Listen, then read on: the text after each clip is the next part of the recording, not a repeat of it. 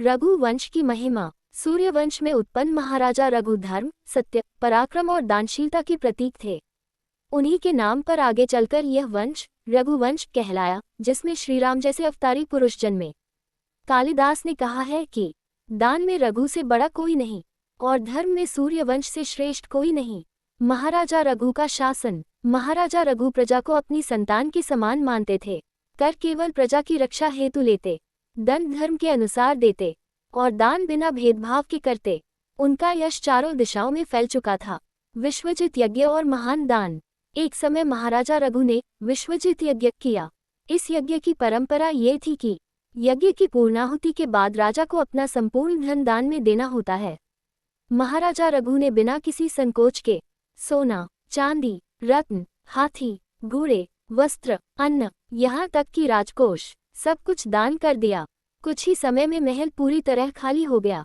राजा का तपस्वी जीवन। अब महाराजा रघु स्वयं तपस्वी जैसा जीवन जीने लगे। साधारण वस्त्र, सीमित भोजन, कोई ऐश्वर्य नहीं, लेकिन उनके चेहरे पर पश्चाताप नहीं बल्कि संतोष था। कौत्स ऋषि का आगमन। इसी समय कौत्स ऋषि महाराजा रघु के पास आए।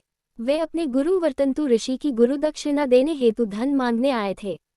कौत्स ने कहा, राजन, मुझे धन नहीं चाहिए, पर गुरु आ गया है। रघु का दुख। महाराजा रघु अत्यंत व्यथित हो गए। उन्होंने कहा, हे ऋषि, दानशील कहलाने वाला राजा यदि किसी याचक को खाली हाथ लौटाए तो उसका जीवन व्यर्थ है। कुबेर पर विजय। रघु ने निश्चय किया कि वे धन प्राप्त करेंगे। उन्होंने तप, तेज और पराक्रम से देवताओं के कोषाध्यक्ष कुबेर को भी चुनौती दे दी। कुबेर महाराजा रघु की निष्ठा और धर्म से प्रसन्न हो गए।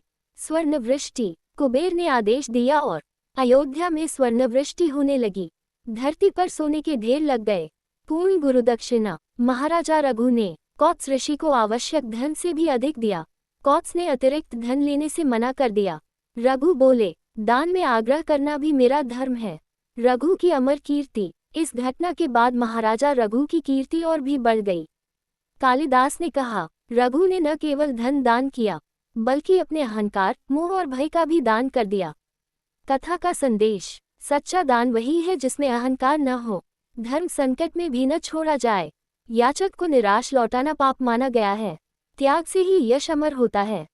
कमेंट अवश्य करें। जय श्री राम।